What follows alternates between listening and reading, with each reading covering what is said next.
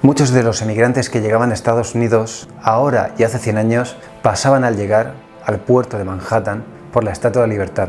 Se cumplía el sueño americano. Inmigrantes que venían de países donde no tenían posibilidades, ahora tenían un futuro, un porvenir, tenían más oportunidades y tenían un clima de libertad y un nuevo mundo para descubrir. El sueño americano es el símbolo de los Estados Unidos. Es un sueño donde el individuo puede ser libre y puede triunfar, tener una vida mejor. Este personaje del que te voy a hablar hoy es uno de los grandes ponentes y un iniciador del sueño americano. De hecho, fue un inmigrante que consiguió este gran sueño americano. Ese sueño de prosperidad, esperanza y riqueza. Hoy te quiero hablar de la increíble historia de Cornelius Vanderbilt, la familia Vanderbilt, una familia de holandeses que fueron a Estados Unidos y que pasarían por esa Estatua de la Libertad, donde más tarde Cornelius trabajaría ahí al lado, en ese mismo lugar, muy cerca de ese sitio. Este chico, que vino de una familia pobre, emigrante holandesa, consiguió ser el hombre más rico del mundo y actualmente el segundo o el tercero más rico según las fuentes que consultes. Es el claro ejemplo del sueño americano cumplido. Es el claro ejemplo de una familia que de no tener nada consiguen tener todo. Un imperio, fama, un nombre y un hueco en la historia de la humanidad, donde se recordará todo su legado. Por otro lado, esta familia también perdió. Esta familia luego tuvo, que ahora te contaré, una gran pérdida económica, las siguientes generaciones. Pero no me quiero adelantar. Primero, quiero hablarte de esta increíble historia. Suscríbete y dale a la campanita. Lo más sorprendente de todo es que se cree que el principio de su historia comenzó solamente con $100. Sí, Cornelius Vanderbilt, más tarde apodado el Comodoro, le pidió a su madre prestado, y esto he leído varios escritos y manuscritos que hablan de esto, $100, y con esos $100 consiguió más de 100 billones al cambio de hoy. Como te he dicho, emigrantes de Holanda, de otro país, hijo de inmigrantes en Estados Unidos, comenzó de la nada y se hizo rico. Se hizo rico con el imperio de los barcos de vapor, precisamente empezó a trabajar cerca de la Estatua de la Libertad, ahora te contaré, y con el imperio del ferrocarril. Además, te voy a contar las estrategias que utilizó este ingenioso chico que se convirtió más grande en un hombre multimillonario y muy poderoso. Querido, amado, odiado, incluso demonizado por aquellos que perdieron su empresa por su eficacia en los negocios. Puedes criticarlo o puedes pensar que los ricos y millonarios son malos, pero no caigas en esos juegos de envidias o de sobreestimar a la otra persona porque consiguió algo, consiguió el éxito y otros no lo consiguieron. Cuidado, porque hay mucha gente que critica a otras personas porque logran el éxito y lo demonizan. En este caso yo te voy a hablar de la parte buena. Lógicamente puedes tener tus opiniones, pero lo que te voy a contar es súper importante, porque ahora verás las estrategias que este ingenioso chico utilizó, o este ingenioso hombre. Además, espera hasta el final del vídeo, porque al final del vídeo te contaré cómo la segunda generación cayó en desgracia y los errores que cometieron. Vanderbilt consiguió hacerse millonario, pero la riqueza no duró mucho tiempo y es por unos problemas en la gestión que al final del vídeo te revelaré. Estados Unidos se ha convertido en una nación la más poderosa del mundo. Hace unos 200 años era también poderosa, pero no tanto. Uno de los grandes potenciadores de que Estados Unidos hoy en día sea tan poderosa fue la leyenda del sueño americano, que empezó hace 200 años. Realmente no se sabe cuándo empezó, pero se pensaba que las Américas, el Nuevo Mundo, el paraíso perdido, era aquella zona donde los europeos, que estaban dominados por reyes autoritarios, no tenían poder de libertad tan grande y no podían prosperar. Se contaban leyendas de Estados Unidos de que gente sin dinero iba y en una generación se hacía rica, o que sencillamente podía tener una casa y poder vivir bien, poder comer incluso. Hay muchas leyendas de eso, algunas ciertas, otras falsas. Lo que te quiero decir es que el sueño americano contribuyó mucho a esto. En esa parte del mundo fue donde se desarrolló el capitalismo. Un capitalismo que algunas veces fue un poco salvaje o un poco de tiburones, donde el que era más inteligente se las ingeniaba podía ganar dinero, pero también una tierra de oportunidades, esperanza, una tierra donde podías tener prosperidad con tu vida y con tus familiares. Realmente a todos los magnates que hicieron fortuna, sobre todo los que te he hablado en mis vídeos de titanes de Estados Unidos, fueron llamados los varones ladrones. Realmente, como te he dicho, fueron muy criticados porque hicieron grandes fortunas y fueron despiadados hombres de negocio que cultivaron muchas enemistades por sus estrategias que ahora te revelaré. Pero cuidado, no caigas, como te he dicho, en la trampa de criticarlo, porque hay una paradoja en todo esto, que es la siguiente. O sea, lo que a mí no me entra en la cabeza, como si tan malos son los capitalistas salvajes como los varones ladrones, ¿cómo es posible que Estados Unidos haya alcanzado esta cantidad de riqueza y de prosperidad en tantos años? Si los monopolios son malos y han habido tantos monopolistas, ¿por qué actualmente Estados Unidos es una nación tan poderosa económicamente hablando? Hay algo que no cuadra, ¿verdad? Pues lo que se dice en las últimas teorías es que realmente sí generaron prosperidad, y sobre todo por una cosa que se ha pasado desapercibida o no se ha contado mucho, que es el tema de los rendimientos crecientes. La teoría de los rendimientos crecientes, aquí te dejaré un vídeo para que puedas ver lo que es la teoría de los rendimientos crecientes. Realmente esos rendimientos crecientes que hicieron los monopolios hicieron mucho progreso. ¿Sabes quién hizo esos monopolios? Pues sí, los varones ladrones, que seguramente sean más héroes que varones ladrones, porque dieron un factor de prosperidad o un factor de progreso a la sociedad. Ese factor de progreso, que es muy difícil de ver, porque en aquella época no había medicinas precisas, no había Big Data, no había analistas, fue criticado por mucha gente que les tenía odio. Entonces ha sido difícil comprobar esto, pero las últimas teorías hablan de esto, y de hecho solamente hay que verlo. ¿Qué país ha crecido más los últimos 200 años? Ahí lo tienes, tiene la respuesta. ¿Quiénes son las grandes empresas de Estados Unidos? ¿Qué país domina mundialmente la economía? Pues ahí tienes la respuesta. ¿Y gracias a quién fue todo esto? A los varones ladrones, que realmente fueron empresarios que dieron mucha prosperidad a Estados Unidos y al resto del mundo con su trabajo. Bueno, si te gusta mi contenido, dale a la campanita, suscríbete y sigue mis vídeos de tu progreso humano si quieres aprender más sobre la historia de aquellos grandes personajes que hicieron progresar al mundo y que contribuyeron al progreso humano. Vale, sin dar más rodeo te voy a hablar de la familia Vanderbilt y sobre todo de Cornelius Vanderbilt, apodado el Comodoro. Como te he dicho, el Comodoro nació en Staten Island, que es el estado que está al lado del Estado de la Libertad, o sea, Nueva York, cerca de Nueva York, en 1749. Hijo de dos inmigrantes de Holanda. Este chico se educó en la escuela y a la edad de 11 años solamente dejó la escuela y se fue a trabajar al ferry con su padre. Quédate con esto porque es súper importante, porque a los 11 años ya empezó a trabajar, o sea, era un chico trabajador. Se dice que era un chico también con mucha curiosidad y que aparte que tenía muchas ganas de aprender, como te he dicho, curiosidad, ganas de aprender, y que estaba muy motivado, era un chico muy inquieto, muy motivado. Aquí lo más importante, una cosa que me llama mucha atención, que cuenta la leyenda, se dice que Vanderbilt cuando dejó la escuela le pidió a su madre prestado $100. Su madre, para dejar los $100, que en aquella época era muchísimo dinero, que con ese dinero compraría su primer barco, le dijo: si me recoges todas las piedras que hay en esta montaña, te dejo los $100 o te doy los $100 o te presto los $100. Recoger las piedras de la montaña era algo muy grande, era algo muy difícil de hacer porque requería mucho tiempo y su madre pensaba que no lo iba a hacer. Cuenta la leyenda que Vanderbilt fue a sus amigos de la escuela y los contrató a todos o los obligó con alguna artimaña a que todos los niños de la escuela o un grupo de niños ayudaron a Vanderbilt a recoger esas piedras que estaban en la montaña. Con trabajo duro y durante varios días, todos los niños, por las tardes después del colegio, fueron recogiendo las piedras que su madre le había pedido que se quitaran de un terreno que molestaba. Como ya te he dicho, esto no sé si es verdad o mentira, pero yo lo he leído. Vanderbilt al otro día lo consiguió y su madre le prestó el dinero. El caso es que sí que se le dejaron $100 y con esos $100 compró un barco. Esta historia viene a contar de que era un chico ambicioso, era un chico trabajador y era un chico astuto y que tenía mucha pasión a la hora de los negocios, o sea, le gustaba su negocio. Sea verdadera la historia o sea falsa, a la edad de 11 años empezó a trabajar en el ferry con su padre, en el ferry de Staten Island, de Nueva York, cerca del Estado de la Libertad. Quédate con esto porque es importante, porque hay un patrón que se repite dos veces y es la primera estrategia de la que te quiero hablar, así que quédate con esto. Cuando empezó a trabajar en la empresa de Staten Island, como era un insider, como estaba dentro de la empresa, estuvo observando y estuvo aprendiendo el negocio. Él aprendió cómo funcionaba el negocio por dentro, quién eran los clientes, cómo se manejaba un ferry, cómo era la competencia, incluso los números, ¿vale? Siendo empleado, aprendió las bases del negocio. Cuando yo estaba leyendo esto, que lo leí varias veces, me recordó a un amigo mío.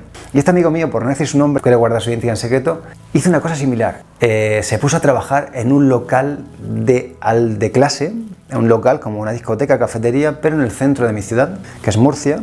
Y ese local es como estaba de moda, ¿vale? Iba toda la gente sobre todo de dinero, gente de clase media alta, gente que tenía empresa. Entonces mi amigo se puso a trabajar ahí de portero, ¿vale? Te lo digo porque yo en esa época también trabajaba de portero, entonces me lo cruzaba y aparte que éramos amigos míos de hace mucho tiempo, hemos hecho viajes juntos, me contó que estaba trabajando en el local, ¿vale? Esta estrategia la voy a llamar la estrategia de J. La estrategia es la siguiente: él estuvo trabajando de portero en ese local de moda durante 2 años. ¿Qué pasa? Él conoció a los clientes, él conoció el modelo de negocio, él conoció la ciudad, la empresa estaba bien situada. Y cuando aprendió de todo el modelo de negocio a los 2 años, él se salió de la empresa diciendo que quería dejar de trabajar y a los pocos meses montó su propio local, cerca del otro local. O sea, pasó de empleado a dueño de un local cerca del otro local, en mi ciudad de Murcia. ¿Qué pasa? Con la estrategia de Jota, que no digo ni que esté bien ni que esté mal. Esto puede ser incluso, puede estar mal desde el punto de vista moral, pero desde el punto de vista libre no es algo legal. Él montó su negocio al lado y se llevó a la clientela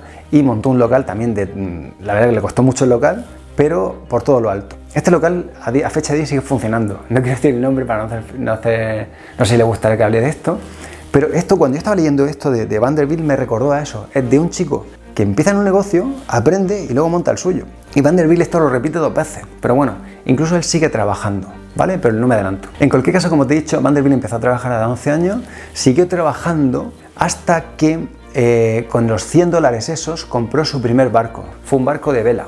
Hay una versión que cuenta que compró su primer barco de vela a la edad de 13 años, 14 años aproximadamente, y hay otra versión que dice que lo compró a medias con su padre y que iba a medias con su padre en la gestión de su primer barco. Hay 2 versiones, como te he dicho. Realmente no sé si es verdad que le prestaron los $100 su madre o que trabajó a medias con su padre siendo socio de su padre y trabajando a medias. Lo que sí que es verdad que a la edad de 14 o 15 años Vanderbilt ya tenía su propio barco. No sé si era suyo o era de su padre. Y se cree que al mismo tiempo él estaba trabajando en otro ferry que no era suyo. Vale, como te he dicho, a la edad aproximadamente de 16 años, Vanderbilt tenía su propio servicio de ferry en Staten Island.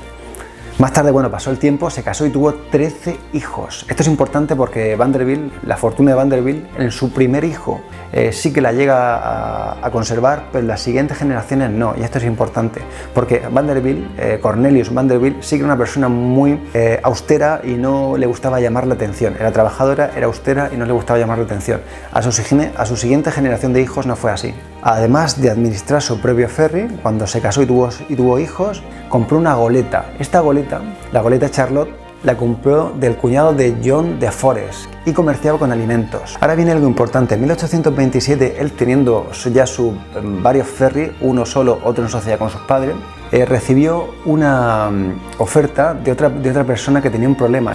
Era un empresario llamado Thomas Gibbons, y es algo importante en la historia de Nueva York, incluso en la historia de Estados Unidos, porque aunque Vanderbilt tuvo funcionando sus propios negocios, se convirtió en el director de su empresa, porque tenía mucha experiencia y aparte era muy avispado. Como te he dicho, aquí tenemos 2 lecturas. Primero, tenía sus propios negocios, pero aparte también trabajaba para otra empresa contratado. Empezó seguramente desde abajo y fue ascendiendo. Y como te he dicho, esto lo hacía no seguramente por dinero, sino también por seguir la estrategia de Jota que te he dicho antes, que era ser un insider, estar de dentro y seguir aprendiendo, y mientras tener funcionando otros negocios, que también eran suyos en propiedad o estaba asociado con otras personas, incluso con su padre. Si te das cuenta, se repite la historia varias veces. Vale, cuando Vanderbilt asumió en la nueva empresa de Gibbons estaba luchando contra un monopolio de otra competencia de ferries. La estrategia que utilizó Gibbons, de la que aprendió Vanderbilt, era con la disputa que tenía con la otra empresa, que era de Ogden, ¿vale? Son nombres raros, pero son Gibbons, era el socio de Vanderbilt, y Ogden era el de la otra empresa. Lo que quería el socio, Gibbons, era bajar los precios mucho de su empresa para que la otra empresa quebrara y así no tener competencia, o en algunos casos intentar comprarla. Esta estrategia la aprendió Vanderbilt, y más adelante, por ejemplo, en otros magnates de Estados Unidos utilizaron esta estrategia. Pero recuerda, Vanderbilt es anterior a Rockefeller, por ejemplo, que también utilizó esta estrategia. De hecho, esta estrategia que te he dicho de comprar una empresa y bajar el precio, o sea, tener una empresa, por ejemplo, de barcos de vapor y bajar los precios de los tickets para que el coste sea tan bajo que incluso a lo mejor no ganen dinero o pierdan, pero como este empresario tenía dinero, podía hacer que bajara el precio y que la otra empresa, como no podía seguir generando ingresos, tenía muchos pasivos y el costo era muy bajo de la entrada, quebraría y así la compraría. Esto es una estrategia de tiburones que ha sido utilizada por Rockefeller y ha sido utilizada por otros grandes empresarios, que esto moralmente estaba mal, pero el negocio, el juego del dinero, y esto se podía hacer. Vale, en este caso, Gibbons, esto es súper importante porque Gibbons, para llevar a quiebra a Ogden, presentó una demanda para que no pudiera estar en el mismo territorio de Nueva York, porque antes en Nueva York, quien tenía una línea de ferry en Nueva York, era exclusivamente para esa empresa, era un monopolio. Vanderbilt trabajó en la empresa de Gibbons y fue contra Ogden, ¿vale? En la empresa de Vanderbilt con Gibbons metieron un ferry dentro del ferry, de la zona del ferry de Nueva York. ¿Qué pasa? Esto iba contra las leyes de Nueva York, pero ellos alegaron a un tribunal superior. Lo que querían era expulsar a la competencia. Esto es súper importante, no quiero entrar en detalles, pero aquí lo que pasó es que hubo un precedente, sentó un precedente, y este precedente fue muy importante para que hubiera competencia, libre competencia.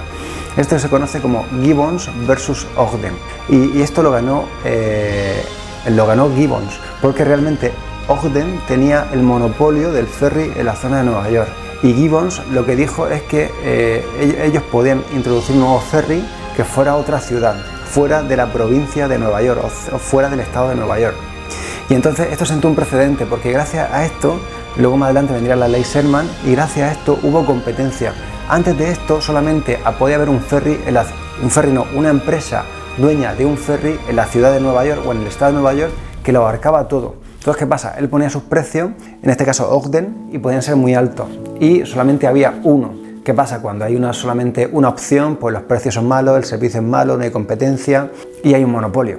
Al entrar Ogden con Vanderbilt, que era el que llevaba los barcos, y hacer esto y ir a la Corte Suprema, porque ya te digo, en Nueva York lo rechazaron, pero fue a la Corte Suprema, y en la Corte Suprema le dio la razón a Gibbons. Entonces pudo competir con Ogden, y aquí se sentó un precedente. Esto es importante y algo que históricamente es relevante para el tema empresarial y para las empresas que operan en Estados Unidos, porque, como he dicho, sentó un precedente. Trabajando para Gibbons, Vanderbilt aprendió a operar un negocio complicado, y se cree que se aprendió mucho de Gibbons porque Gibbons era un perro viejo, era un zorro, sabía de mucho, y aparte era muy tiburón es que intentaba comerse a la otra empresa. Si la otra empresa no iba bien, pues intentaba venderla, o hacían cosas que no eran muy, desde el punto de vista ético o legal hoy, no se podían hacer. El tema es que en esa época, hace 150 años, o 100 años, 150 años, no había legislación, entonces era zona gris, era vacío legal, entonces se hacían muchas triquiñuelas. En esa época, trabajando para Gibbons, se fue a vivir a Nueva Jersey. Nueva Jersey está cerca de Nueva York.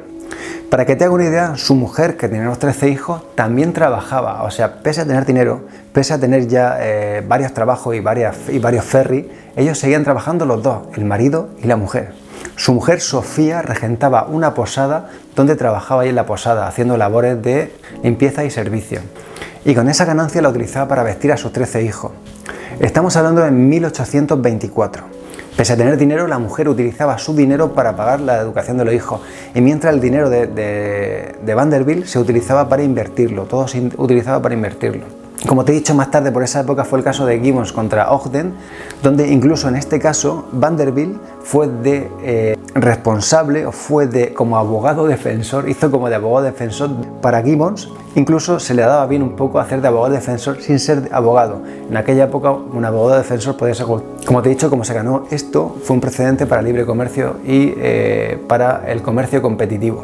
En 1826 falleció Gibbons, el dueño de los ferries para los que trabajaba Vanderbilt. Al fallecer se quedó el hijo de Gibbons, y Vanderbilt siguió trabajando todavía. O sea, fíjate si ha trabajado. Poco a poco Vanderbilt fue adquiriendo más líneas de barcos de vapor. O sea, durante ese tiempo Vanderbilt, que estaba trabajando para el hijo de Gibbons, siguió adquiriendo con el dinero que tenía de los otros barcos de vapor, de las otras líneas de los barcos de vapor y de su sueldo, siguió adquiriendo líneas. Adicionalmente, más ferries que lo gestionaba por otro lado, pero él seguía trabajando en la empresa de otro. De hecho, hubo un momento que, como tenía tantas líneas, su competidor, Daniel Drews, llegó un momento en que estaban los dos compitiendo tanto, empezaron a bajar los precios, que Daniel Drews se acercó a él y le dijo: mira, te vendo un porcentaje de mi empresa para que no compitas conmigo. Entonces Vanderbilt, se dice que este contrato no fue muy público, compró gran parte de la empresa, así, la mitad, 25%, y de esta manera, al comprar la empresa de su competidor, no tenían que competir. O sea, subieron los precios para que el otro no desangrara al otro, no desangrara la competencia. Se dice que Daniel Drews fue su socio secreto durante 30 años. Esto se puede decir que fue la estrategia número 2 de Vanderbilt, que era comprar empresas de los competidores en secreto.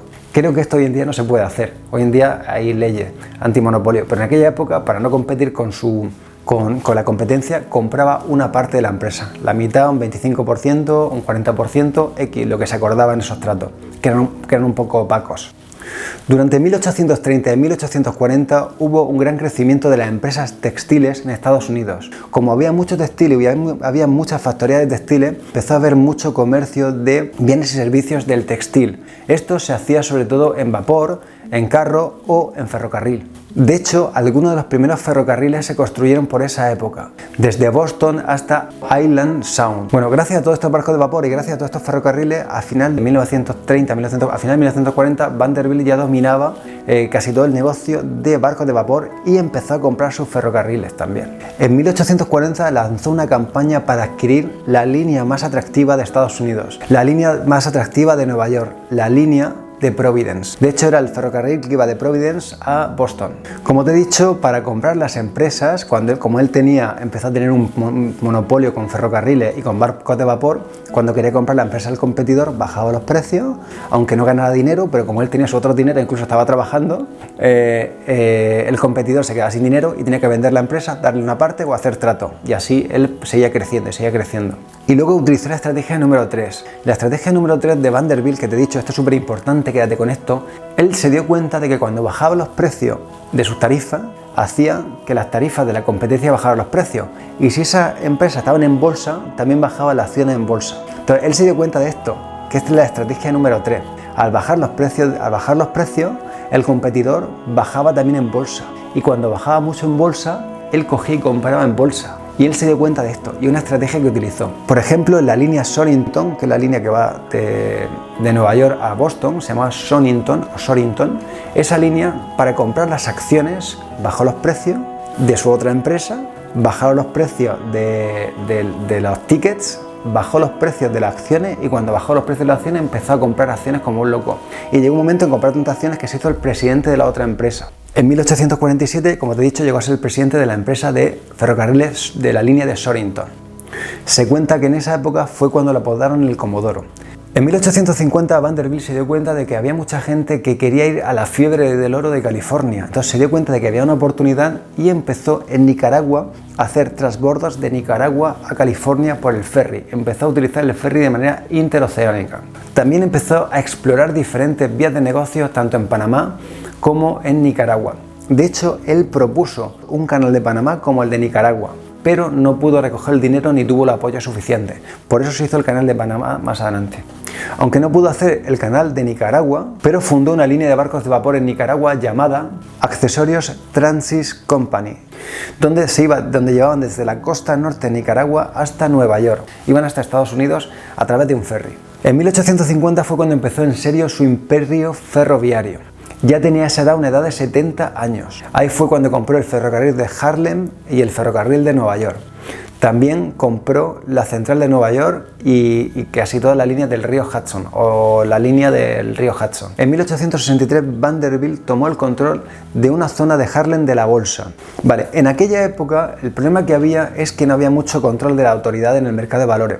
Entonces Vanderbilt tuvo un problema, lo estafaron. A esto se llamó las guerras de Erie y fue con dos personajes, que esto da para otro vídeo. Gary Gould y Get Fist. Estos dos personajes estafaron a Vanderbilt. ¿Cómo lo estafaron? Pues él compró acciones y estos dos sinvergüenzas empezaron a imprimir acciones falsas. Entonces, como Vanderbilt compró acciones y estos imprimían más acciones falsas, las vendían y depreciaron las acciones de Vanderbilt. Vanderbilt se dio cuenta tarde, pero cuando se dio cuenta utilizó sus contactos y utilizó toda su influencia para que le devolvieran el dinero o lo canjearan de alguna manera, porque se había dado cuenta.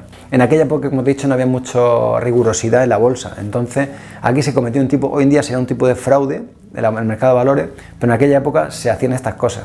En aquella época las acciones estaban restringidas a un número, pero como te he dicho, se saltaron este número por el forro. Como te he dicho, Vanderbilt utilizó toda su influencia política y de empresarios para recuperar todas sus acciones, y las recuperó. Y estos dos personajes se convirtieron en enemigos públicos, o sea, fueron denunciados y se convirtieron en enemigos públicos para Nueva York. Vanderbilt es el responsable de la construcción del Gran Depósito Central de Nueva York. Esto sucedió en 1869. Vanderbilt ordenó en Harlem que se construyera la Gran Central Depot, que es una central donde van los trenes, en la calle 42 de Manhattan. Más tarde, esto se terminó en 1871, pero más tarde sería un lugar donde pasarían las líneas de Nueva York. Final de su vida y filantropía. A los 74 años, Vanderbilt perdió a su mujer Sofía, y eso fue en 1968. Y Vanderbilt se fue a vivir a Canadá. Allí se casó con otra mujer. Esa mujer era una prima suya, en 1869. Esta segunda mujer fue la que convenció a Vanderbilt para que donara parte de su fortuna, y entonces empezó, en la última etapa de su vida, su labor filantrópica. Vanderbilt donó más de $1 millón. En esa época no se tenía la costumbre de donar dinero. Estamos hablando de hace 125 años, hace 150 años. Estamos hablando de que en esa época no se donaba dinero. Entonces la mujer, como la segunda esposa, como se dio cuenta que tenía mucho dinero y ese dinero no iba a tener para siempre, dijo: oye, empieza a donar algo a labores filantrópicas, ayuda a otras personas tú que puedes. Y entonces esta mujer fue la que la convenció. Es importante. Compró una parcela de un cementerio, que te dejaré aquí la zona porque no me acuerdo. Y además fundó la Universidad de Vanderbilt en Nashville, Tennessee. Esta universidad sigue estando nombrada en su honor. También donó dinero a iglesias y las agrandó. El legado de Vanderbilt es muy importante porque mejoró mucho las infraestructuras de la zona de Nueva York y de la zona oeste de Estados Unidos, y gracias a eso se expandió la mejora de infraestructura, tanto a nivel ferroviario como a nivel de barcos de vapor, que mejoró mucho la infraestructura. Como te he dicho, aquí no se contabiliza todos los rendimientos crecientes, pero se cree que todo ese dinero fue a algún lado y fue a dar prosperidad a otras personas. En cualquier caso, esta transformación que produjo este hombre ha influido en muchísimas generaciones. Además, como te he dicho, adoptó nuevas tecnologías a nivel corporativo. Con la causa de Ogden y Gibbon sentó un precedente que liberaría la economía y haría que fuera mucho más competitiva la economía. Sin que haya una economía competitiva es muy difícil que haya buenos productos y servicios de calidad y se bajen los precios. Este hombre ayudó a crear una economía corporativa que ha definido a Estados Unidos. Además, potenció mucho el sueño americano, un inmigrante que no tenía nada y lo consiguió todo, y lo hizo solamente en una generación. Vanderbilt, al final de su vida, se estima que había hecho una fortuna de 143.000 millones de la época. Muchas veces estas cifras están comparadas con el precio actual, contando inflación y otros descuentos. Aquí lo importante es cuando se calcula el GDP, lo grande que era Estados Unidos. Se cree que Vanderbilt, o sea, el Producto Interior Bruto de Estados Unidos, en comparación con la época actual, se cree que ha sido la segunda o la tercera persona más rica de toda la historia de la humanidad, después de Rockefeller. Vale, aquí viene la parte un poco más controvertida o más rosa, que son los descendientes. Se dice que su primer hijo, William Henry Vanderbilt, sí que consiguió duplicar la fortuna en menos de 10 años. O sea, su primer hijo, el patriarca, el primogénito, duplicó su fortuna. Se dice que de su hijo hablaba muy mal y que muchas veces habían tenido peleas, pero yo no me quiero centrar en eso. Lo que te quiero decir es que el padre era una persona muy austera, muy trabajadora y muy calculadora a la hora de tener negocio, y le gustaban mucho las estrategias de negocio. El primer hijo también se dedicó un poco a donar a los negocios, sobre todo a construir por Nueva York y algunas zonas, pero también se dedicó a la filantropía. Ahora bien, la siguiente generación fue la que se gastaron el dinero. Muchos de ellos se gastaron el dinero, o sea, no el hijo, sino la siguiente generación empezó a construir palacios en Nueva York. Estos palacios, algunos de ellos siguen estando todavía en el registro de lugares históricos de Estados Unidos. Son megapalacios de hace 150 años, 100 años o unos 100 años, que para aquella época eran muy ostentosos. Muchos de esos palacios son patrimonio nacional de Estados Unidos. Como te he dicho, a muchos de ellos a muchos de estos descendientes se le atribuyó una mala fama por ser derrochadores, y es verdad que algunos lo fueron, pero Vanderbilt padre o el patriarca no fue, ni su primer hijo, fueron los descendientes, que no supieron administrar bien la fortuna porque no tenían educación financiera y no habían vivido el emprendimiento que vivió el padre Vanderbilt, o Cornelius Vanderbilt, el Comodoro. Aunque se ha criticado mucho la figura de Vanderbilt, cómo se han gastado su riqueza, se ha criticado mucho, se ha demonizado a Vanderbilt y a sus descendientes cómo gastó su riqueza de manera derrochadora, lo que hay que hablar y lo que hay que tener en consideración con Vanderbilt es que realmente contribuyó mucho al progreso de los Estados Unidos con la infraestructura que te he dicho. Y esto es algo importante, y contribuyó mucho al sueño americano. Actualmente siguen habiendo descendientes de Vanderbilt, muchos de ellos son muy famosos, algunos incluso han escrito libros. Una de las tataranitas de Vanderbilt es Gloria Vanderbilt, es una reconocida diseñadora de moda. Su hijo menor es Anderson Cooper, lo conocerás porque es un famoso periodista en Estados Unidos. Anderson Cooper ha escrito un libro hace poco tiempo hablando de los Vanderbilt. Durante muchos años, Anderson Cooper no quería hablar de su familia porque estaba un poco estigmatizada la familia Vanderbilt porque se gastó el dinero. Lógicamente, ellos no llegaron a tener este dinero, pero sí tienen el apellido y son de la familia. Anderson Cooper quiso hablar y publicó su libro. Anderson Cooper es un presentador de noticias de televisión. Descendientes a través de la hija de Billy, Emily Thorne Vanderbilt, tuvo el hijo que es el actor Timothy Olyphant, que te dejaré aquí la foto.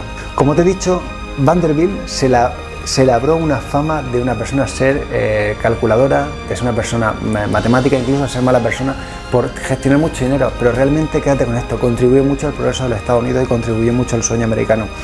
Y quédate con estas estrategias porque son súper importantes. Si quieres tener un negocio, trabaja de dentro, aprende todo lo que puedas, quédate con el modelo interno de negocio, siendo un insider, y luego utiliza estrategias para hacer crecer tu empresa siempre dentro de la legalidad. Lógicamente, aquí hablamos hoy en día, hay leyes antimonopolio y hay leyes para la competencia y no se puede ir tanto a zona gris como se iba antes. Hoy en día todo va más en zona blanca. Lo que sí te digo es que tengas en cuenta que este es uno de los grandes personajes de Estados Unidos y del mundo y aprende de ello algo. Y nada, me despido, nos vemos en otro vídeo de Tu Progreso Humano. Aquí está Maximus. Por cierto, si te gusta mi contenido, dale a la campanita, suscríbete y atento para cuando lance nuevos vídeos puedas ver más del canal de Tu Progreso. Hasta luego.